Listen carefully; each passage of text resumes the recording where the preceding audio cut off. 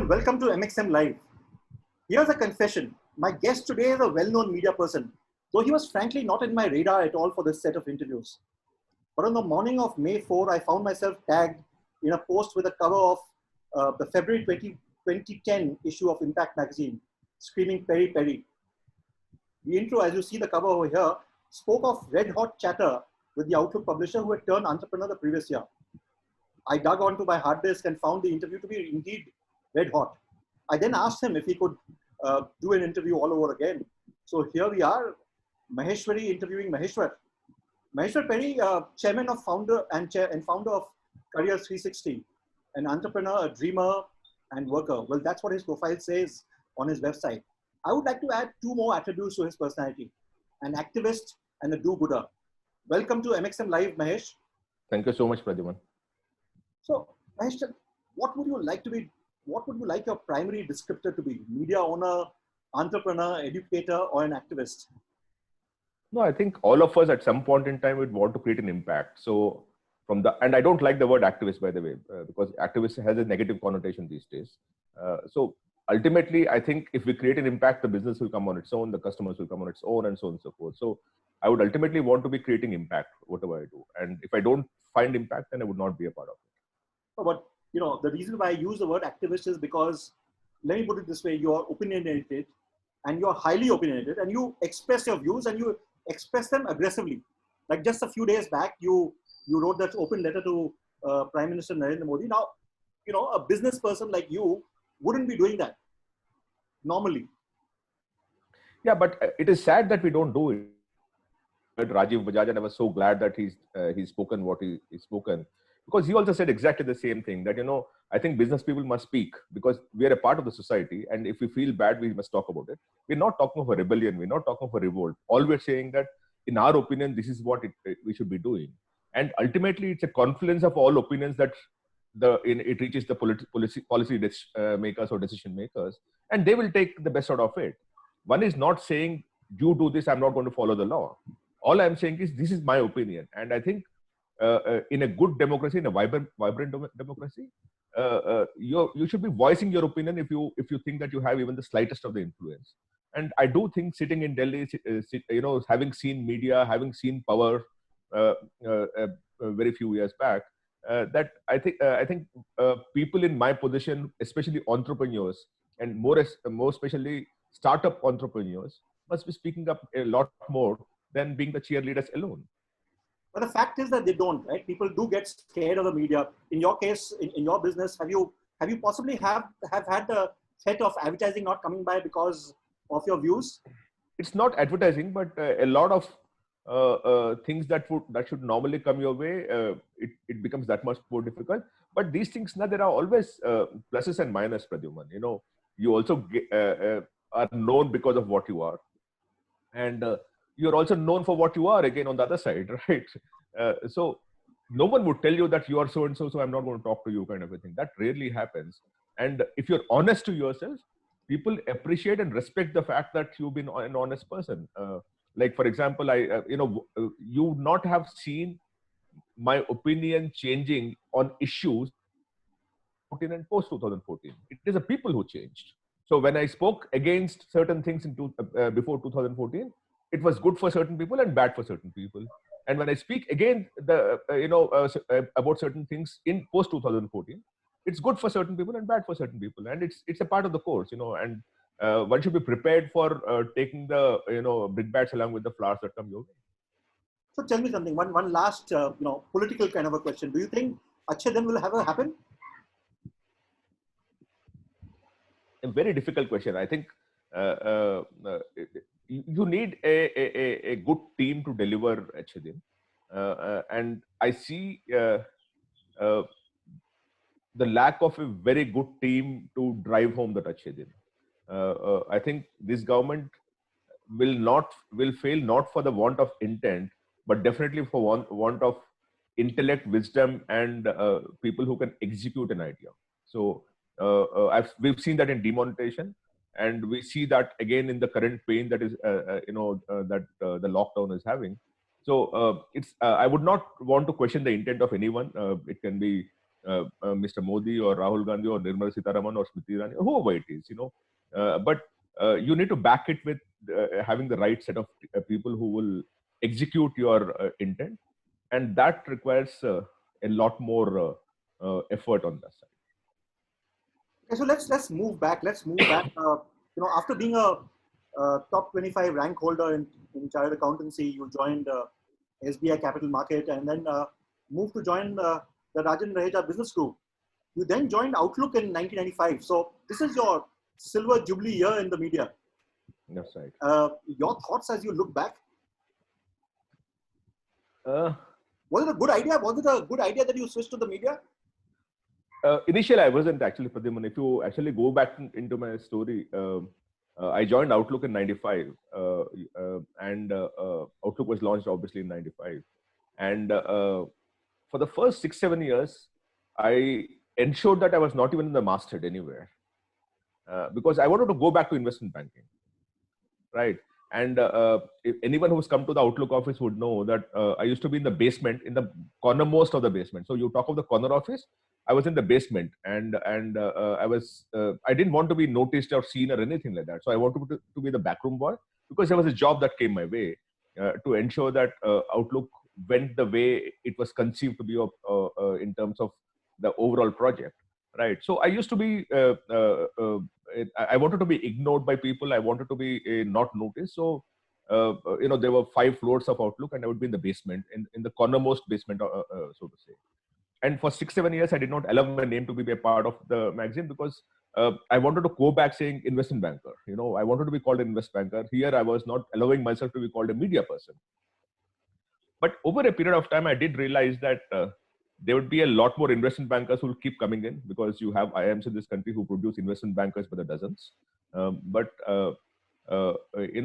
Well-meaning people in media is very important. So I stuck with it, and I started enjoying that role. And at some point in time, when certain things were thrust on me, I did not reluctantly accept it. I accepted it. I did not even protest. And you had a perfect partner in the form of Vinod Mehta, right? Oh yeah, Vinod was brilliant. In fact, I remember in 2009, I went to Mr. Raheja and said I want to quit because by then one has finished 14 years. It's an interesting story, sometime in 2005, I told Mr. Raheja that I want to move on, and it was 10 years, right? And it's the 10th anniversary of Outlook. He was in Delhi, and I said, listen, I want to move on and start something of my own. And he said, give me a couple of more years. And after a couple of more years, when I went to him, he said, okay, listen, the lifetime of anything is 14 years. So you must give me 2 more years. So that's how it became 2009. So 95 I joined, and 2009 is when I formally quit. It's a different matter that, the economic situation at that point in time, I could not just walk out of the whole thing. So I left ultimately in 2012.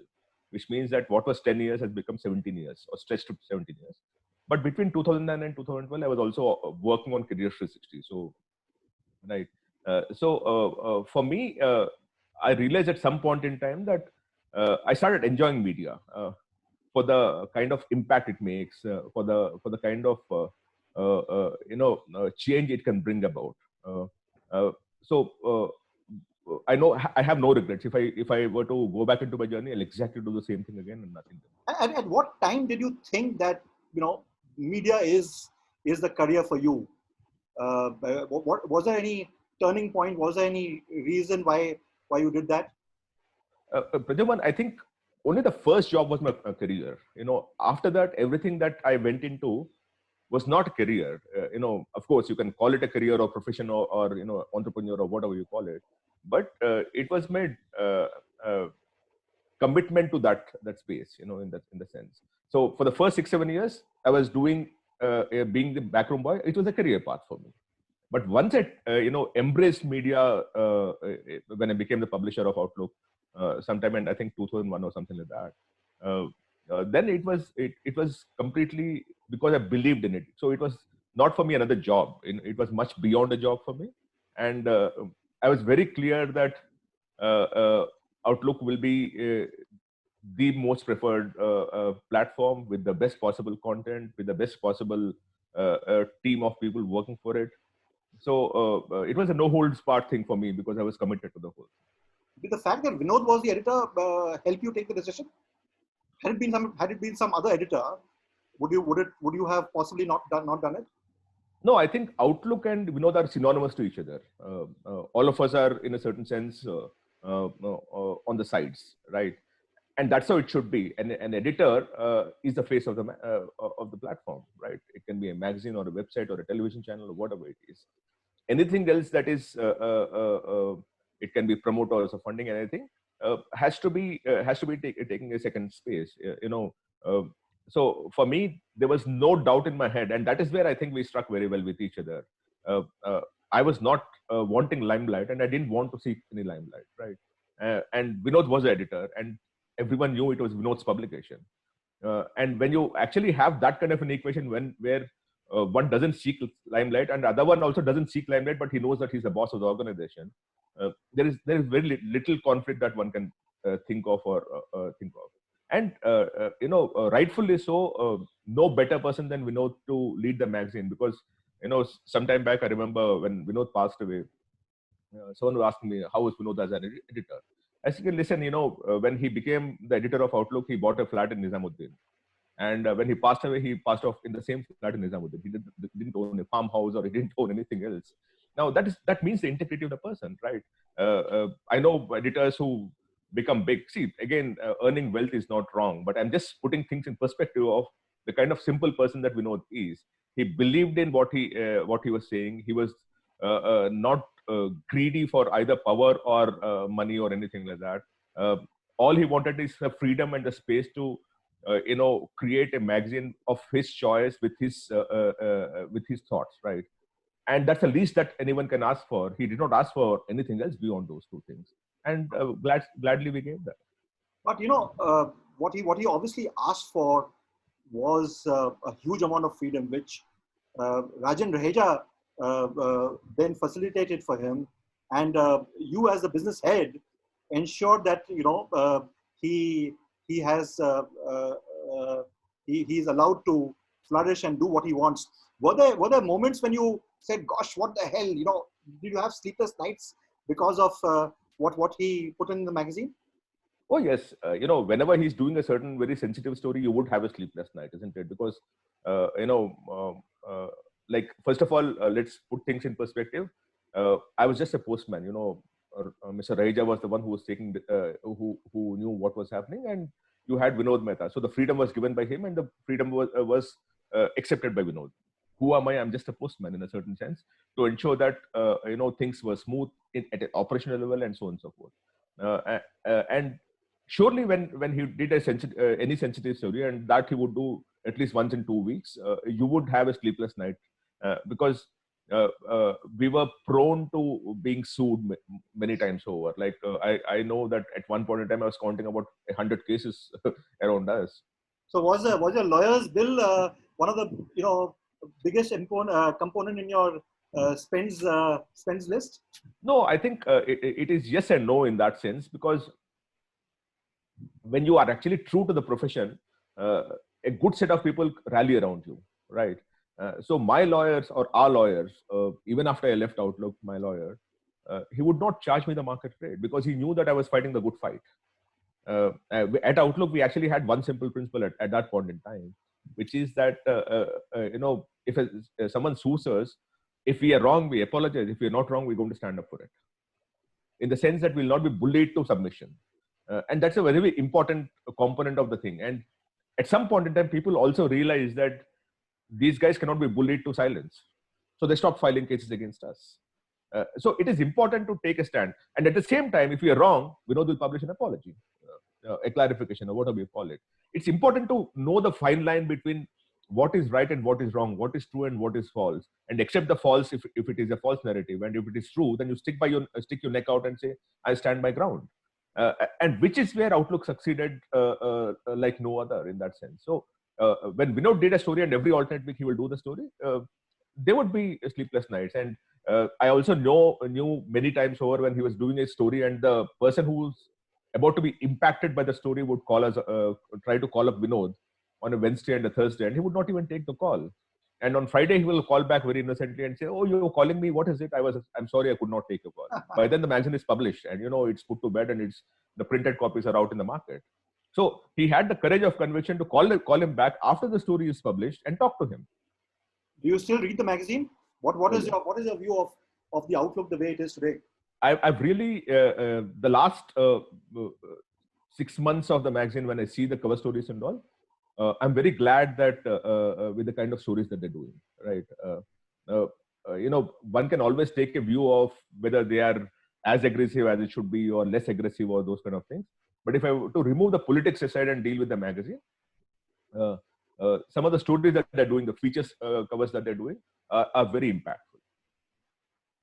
But is there a future for a magazine like that? Do you think there's a, if you were to advise Rajan Raheja now about Outlook, and as a person who's been in the business, as a person who looks at the finance side of the business also, do you think there's a future for a news magazine such as Outlook? I'll not get into advising Mr. Raheja because he knows exactly what he's doing.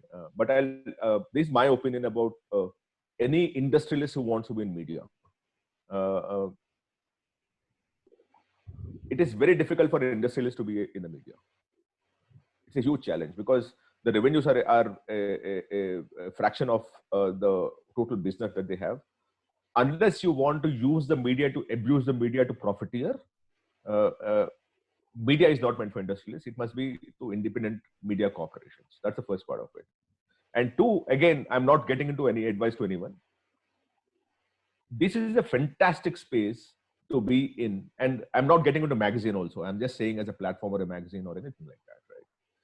This is a fantastic time to be in media for the simple reason that there is no alternate voice. All voices are exactly the same.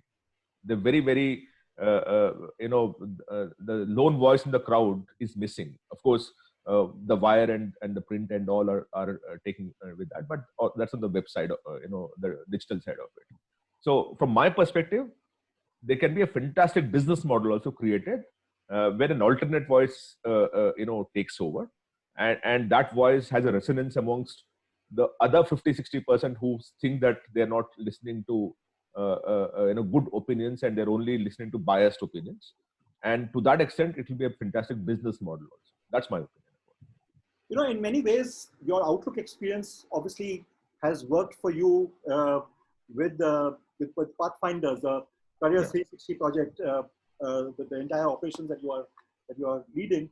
Would I be correct in saying that because of the fact that in Outlook, the kind of independence you gave to the content team and the whole outlook towards journalism, and that's what you've been leading with Career 360? There's no question about that. I think when an epitaph is written about me, it will still be the Outlook man. There won't be anything else to it. Which is where I feel very closely connected with everything that happens on Outlook. I'm not getting into the internal things of who's coming, who's going, and all. But I do follow Outlook from that perspective. But for everyone who's into any career, Pradyuman, the formative years is where you take away from and you learn from. It will be for you, it will be for me, and it will be for anyone else, right? If I joined Hindustan Lever and worked there for 5 years, Career 360 would be modeled on that, right? But let me tell you, Career 360 is actually mimicking Outlook Money, the personal finance side. What Outlook Money was for a lay investor, Career 360 was supposed to be for the lay student. It was never meant to be for the student who will get into an IIM, IIT, IAS, and so on and so forth. It was not meant for the best.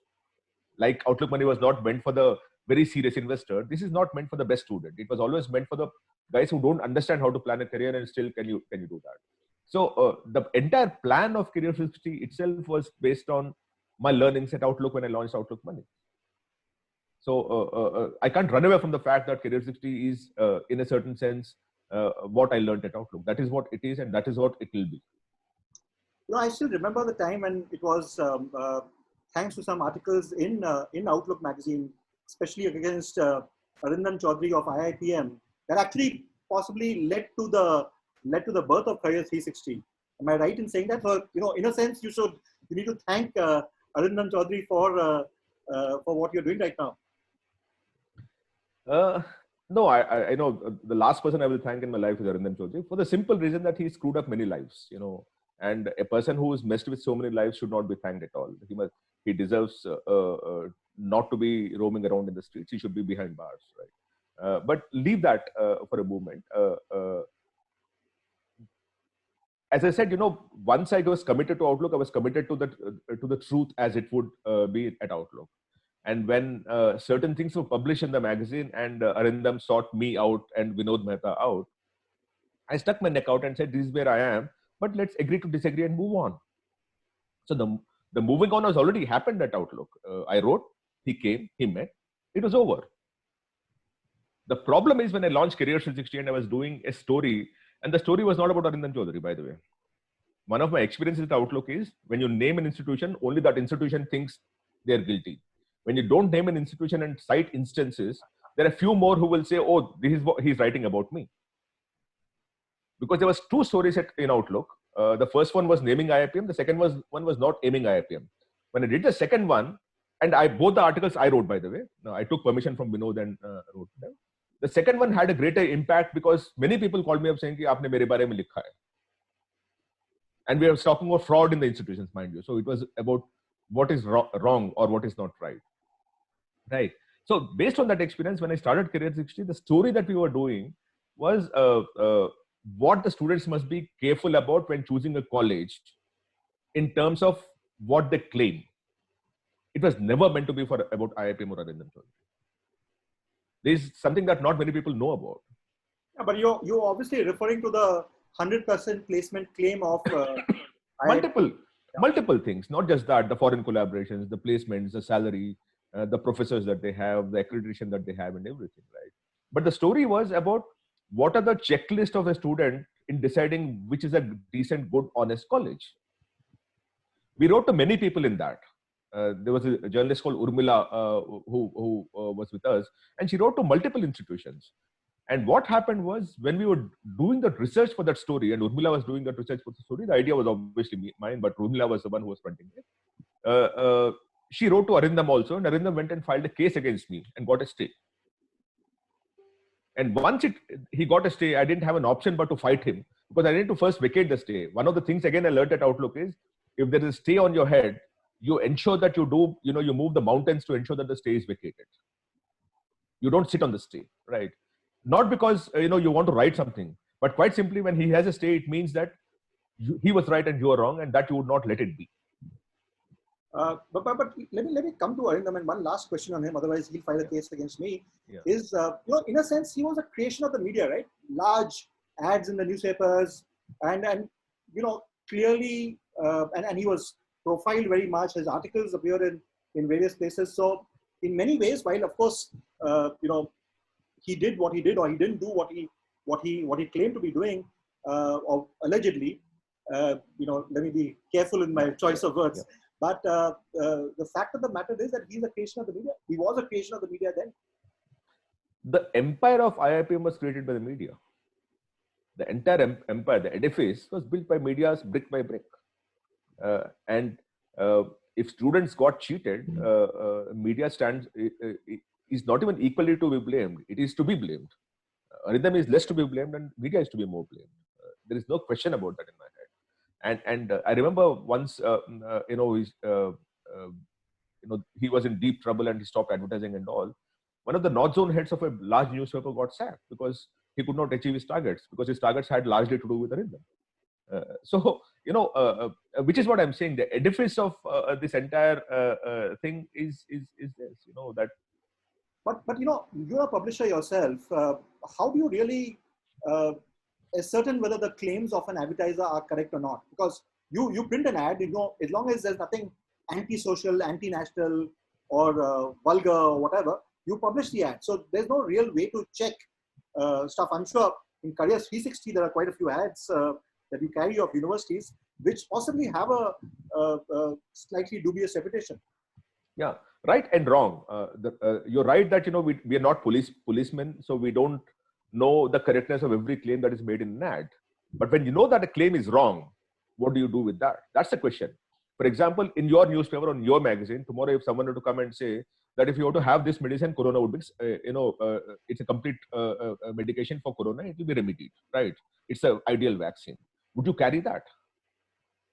Right. So now the question that you're asking me is, are you saying that if you're rejecting the ad about corona, the vaccine for corona, have you checked the other ads in the newspaper, which also might be wrong? No, I don't know that. But when I know something is wrong, do I have a responsibility on myself to say that it is wrong and I'm not going to publish that? I think we have that responsibility. Tell me, what are the kind of influences, the education, as we know in India, is while you have your recognized government-owned universities, the current boom that is there is from private universities, and many of the private universities are owned by politicians whose original objectives are not really all that noble. It's frankly a business. So how do you manage the pulls and pressures from that fraternity? So at Careers Pradyuman, what we've done is we have created a design. We've created the design of the business itself is based on accuracy and facts. And I'll cite 2 things and now 3 things, by the way. We give data to Google. So if you search for about 30,000 institutions in the country or about 400 examinations in the country, the first set of data which comes on the knowledge panel is all powered by Google, Careers 360, and you will see that attribution also. Now, I have an agreement with Google which says that I cannot give any wrong information to them, otherwise I'm liable. Right. On the other hand, with the same data and same information, we created counseling products which students pay for. Right. So what we've done is, which means that my data has to be correct because my basically I'm creating this content or data for the student because he's paying me directly for consuming that part of the content or that part of data. Once I've structured that business, my business itself, in such a way that it has no option but to be accurate because I'm being paid for the accuracy of the content and data, then no one else can do anything. Like today, I have pressures which says that on the Google data or on something where they say, okay, sir, can you change your placement data because the placement data is different from what you published, right? Because typically students go in based on the placement data. And I say, listen, unless you file this with NIRF or NAC or any of the government bodies, I'm not going to change it. Now, why do I say? Now, they may say a lie there also. I don't have a locus standi on that. But I'll come to how we correct that piece also later.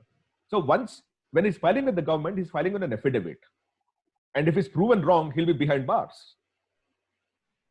Right? So once I insist on that I have an agreement with Google and I can't tell you, say anything lie because I'll be sued. So I cannot do that. So we basically shirk any responsibility for taking content from the client directly, which can intervene and get into our system at all. It cannot get into our system. Because if it gets into our system, it goes to Google and it goes to the product also. I know the magazine is not just what you do, but how much, tell me for a lay person, how much can you really trust the various claims made by media entities? How much do you trust the various top college surveys conducted by publications? See, any publication today, when they're creating a survey, and if they're only talking of that survey, I will tell the student, don't even believe them. See, because there are 2 primary bodies, and I'm not even talking of Careers 360 at this point in time, which have a larger say in the quality of the institution. One is NIRF survey, which the government of India does, and 2 is NAC, which is an accreditation body, which goes to every college and inspects them for 5 days and comes back with a report, right? And then they give a score out of a 4. The total, so someone has 3.1 out of 4, someone has 3.2 out of 4, and the third one obviously is Careers 360. These 3 bodies base themselves only on data. Anyone who doesn't have data will go by perception, and perception, the guy who shouts the loudest wins. Perception is a wrong enumerator for people because colleges which are working silently will never be traced by these guys. They don't even know that the college exists, many of these things. Many of the media publications that do college rankings at this point in time, for them it is dhanda. It is not about advising the child. Which is where I tell people that go to NIRF, go to NAC, and if you still have a problem between the 2, come to Careers 360. You will actually see some kind of a synergy between the 3, that all the 3 will possibly talk broadly in similar parameters. But you would not. NAC survey, I know the way it is done. So you have a team coming in from from the government or from other institutions, and when the presentation is made, there's a fair amount of dressing up that is done, right? Yeah. So in a sense, the NAC survey also you need to discount a bit. Would you Yeah, say? but that is normalized. See, the packaging that you're talking of is done by everyone. So to that extent, it's normalized, right? See, the NAC survey has about 5-member team. Let's assume that a couple of them are not right. There are 3 people who are there, and amongst a group of 5 people, you'll always find one guy who's dodgy. Every institution which is presenting anything to a group of NAC inspectors would also package it for themselves. So you have to believe that at some level it will be normalized. When you look at the NAC ratings at this point in time, you broadly believe that 19 out of 20 for 19 out of 20 institutions they've got it right. There might still be an odd case, but we should not make that anecdotal stories to be the story in itself. Have you ever thought of Career 360 getting into ratings? Is that something that you would possibly? So we do rating even now. We don't do ranking. NAC kind of a rating, which is see, unless it is backed by the government, it is not right. Because, for example, Beechmay CRISIL tried to do that based on financial stability and those kind of things. Even today, banks rate institutions in the sense that they rate institutions to understand whether they can actually fund a student who's getting into that college based on the placement that college offers, because that's the outcome. If the student is not placed, the loan doesn't come back. So banks do that. Most companies, Accenture, TCS, Infosys, Wipro and all, rate colleges where they can go for placement. And we do some work for some of these big companies, by the way. Based on our data, we work for some of these companies and create, for example, there was a big client who came to us saying, listen, beyond the top 30 cities, can you give me 100 towns where I can go and recruit students from? And they wanted to recruit 10,000 people. And we created beyond the top 30. And then he said, in these places, I only want women-oriented colleges only. Right. So we do that work because the data is sitting with us. As long as the data is sitting with us, we're more than happy. We work with some investment bankers who are trying to identify institutions where they can fund them. We work with bankers to understand and do a due diligence on behalf of the banker before they disperse a loan. And all this is because the data is accurate, which is what I'm saying. Today, my model is structured in a way that the data cannot be wrong, because if my data is wrong, everything that I do post that is wrong.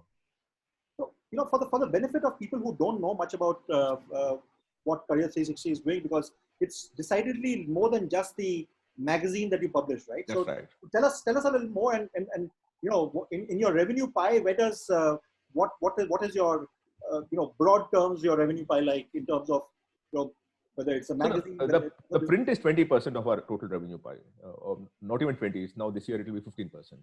See, what we have is we have because we created this information and content and data, we put it on a web platform, and every day we do about 30, 40, 50 articles on any given day, right? Which is not going to the magazine; it's only going on the web. And then we have fantastic data. Like each college will have about 400, 500 metrics in terms of data points. We are the only people who have placement data for about 11,000 institutions course-wise. So I can tell you that in IIT Delhi, computer science students have been 100% placed, but the civil engineering students have only been placed 55%.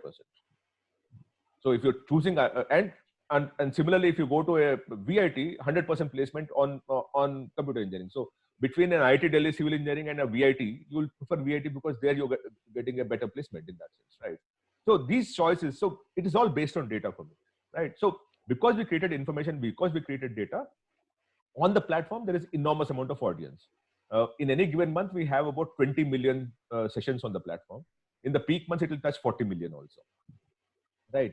And because we have such a huge audiences, based on this data, we also created counseling products. So now you actually created information, data and all. Certain set of data is going to Google, which is paying us. Certain kind of data is being used to create counseling products where the student is paying us. And because there is such a huge audience, because that information and data is there, advertisers are also paying us. So the revenue model is 3 ways.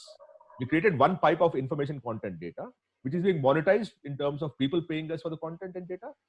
We ourselves using it to create audiences because of its advertisers pay us. And we also created counseling products. Like this year, we'll have more than 100,000 students paying us for the product. And other, I'm sure there are influences in terms of universities and etc. also to influence your counseling, because at the end of the day, your counseling does, people do pay heed to your counseling. Yes, it's always the case that they would like, for the last 20 days, 30 days, whatever our lockdown has been, at least in the last 40 days, I've been doing some very good webinars and I'm getting the best people around because I believe in creating content and I obviously can't talk to someone I don't believe in and say you're a great man. It simply doesn't come my way. The lie will be caught on camera also, right? So I've been getting some big people. Like next week, I'm having the chief of ISRO, a Padma Bhushan, coming in and talking of careers in space sciences and aerosciences, right? I'm talking to a Bharat Ratna talking of careers in science and technology. Uh, uh, a, a month back, I had Manish Abarwal, who is the director on RBI, talking of how the economic situation would impact the placement scenario, right? I had Tushar Gandhi coming and talking of Mahatma as a student, right? So, and yesterday I had the director of NTA, which is the National Testing Agency, which conducts all examinations in the country. You had Atishi also coming down, right? Yeah, I had Atishi talking of affordable education, right? So what about the HR minister? The HRD minister? I didn't ask her that question. That's not my point. If I was a journalist, by the way, I would have asked that question. But this was a different thing. For me, it was about Delhi government is working on creating affordable education, and that's something which I really believe in, right? So when I have those people, a lot of other people also come in and say, you must interview us, we're your clients, and those kind of things. I simply turn a blind eye saying it doesn't work for me, right? So the thing is, all of us, you, me, or anyone, if you believe in the integrity of the platform, then you must stick your neck out and say this integrity would not be compromised. And if you have the courage of conviction to stick by that, a business model will emerge because people will hate you, but they cannot ignore you. Yeah, I try and practice that for MXN, but it's not very easy, especially when you have, the other biggies around who may not have the credibility, but they are fairly successful and they're exceedingly aggressive. Yeah. I think the key to that, Pradyuman, is that you have to be so large enough that they can't ignore you. So I think credibility with huge reach would ensure that people will hate you, but they can't ignore you. And I think we've reached a scale where our audience is too big enough for people not to be a part. So what next for Career 360? You are into publishing, you are into counseling, you are into being an information repository. You also advise corporates, etc. What is the next frontier? No, I think this has to be, we are very shallow still, because what do we deal with? We deal with engineering, medical, law, MBA, and so on and so forth. That is not that is not even 15% of India's education portfolio, right? There are more people who do BCom in this country than anything else. There are more people who are doing BA and BSc in this country than anything else. 70% of people are doing normal 3-year graduation, and we don't cover that, right? So that's the first part of it, that we need to ensure that everyone between 16 and 25 has something.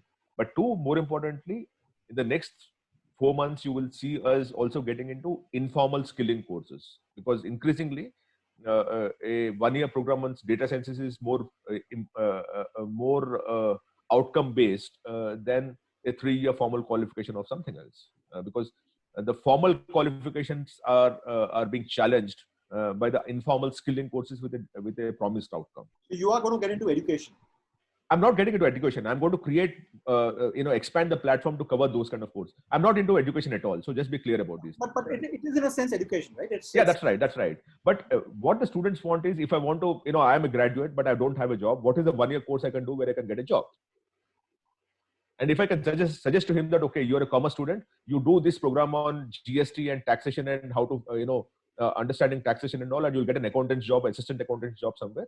Can I do that? Which is what I want to cover. And there are increasingly a lot of institutions which have created, which have created these kind of programs. Then what you're saying is that you said, okay, fine, you should do a GST course. Here's my GST course. Why don't you do that? Is that what you want to get into? No, I'm not going to get into that. But there are people who've done that already. What I'm saying is, there are some fantastic guys who come into education in terms of creating these 6-month, 1-year short-term courses on GST and understanding GST and filing GST returns and those kind of things. You do a course there and they will actually give you a placement also on the other side. So, no. So let me get clear. You are not getting into education yourself. You're just going to point to people who are going to exactly. It's always the case for us that, we'll only create information that helps a student choose the pathway for himself.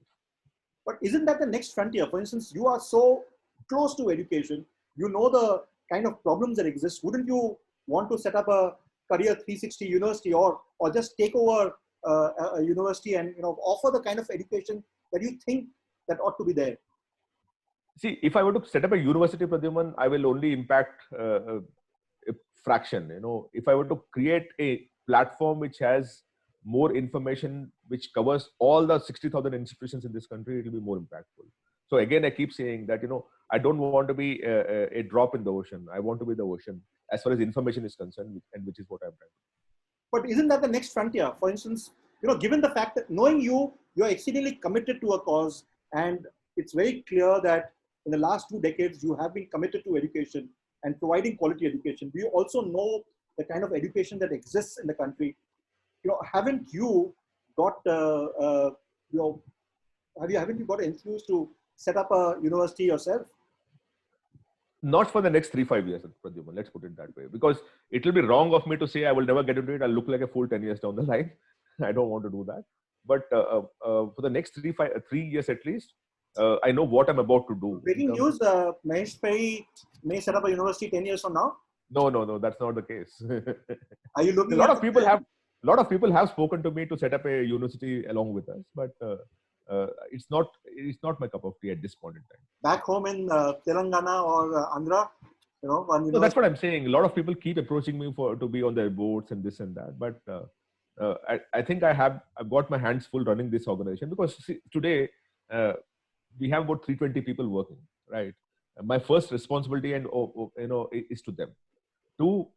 Every year about 70-80 million students access information on our platform. That's my primary responsibility. I have about 150,000 students, 100 to 150,000 students buying our counseling products.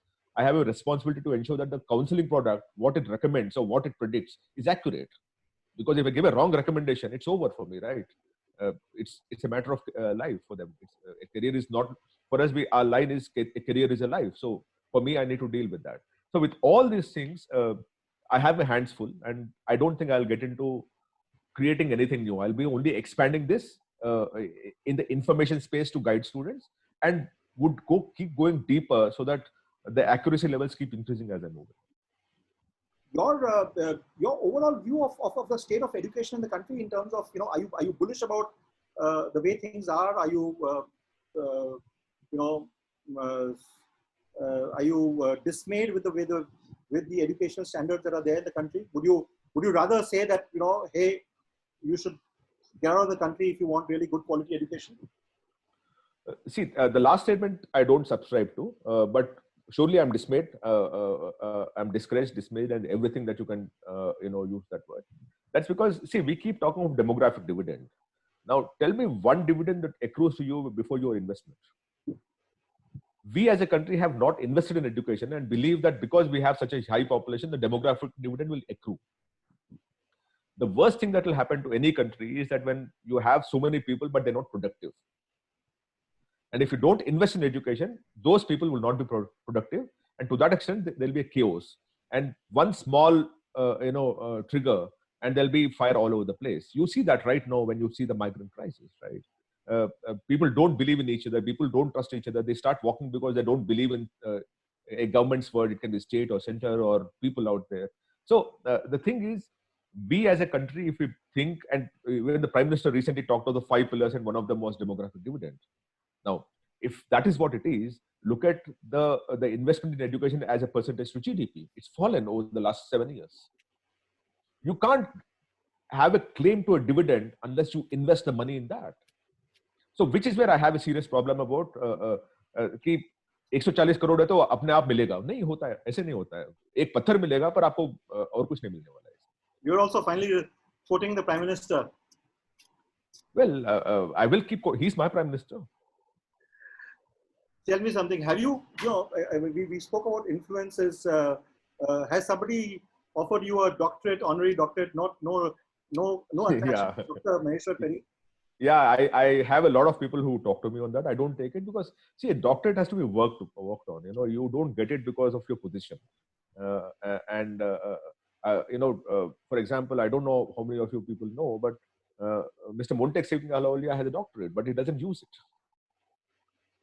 When you need a prefix to your name, it means that the name is not standing by itself. But a lot of people take it, right? Aapki kya raay hai? That's what I'm saying. If you need a prefix to your name, then I think there is your name is not good enough. It doesn't have the gravitas it should have. 3-4 universities offered this to me. In fact, I wanted to do law at some point in time, and a university came and said कि sir आपको करने की क्या जरूरत है, आप हमारे पास आ जाइएगा, एडमिट कर लेंगे हम, और 2 साल के बाद आपको डिग्री मिल जाएगा, 3 साल के बाद, whatever it is. No, that is not what I wanted, right? So there are certain things that you have to work for to earn them, and if you don't have the time or the space to work on them, then don't take it. That's my take on this matter. Mahesh, great speaking to you. I'm not very sure that it is red hot conversation once again, or whether I can headline it peri, but always great, very candid, and all the very best to you. Thank you so much, Pradyuman. All the best.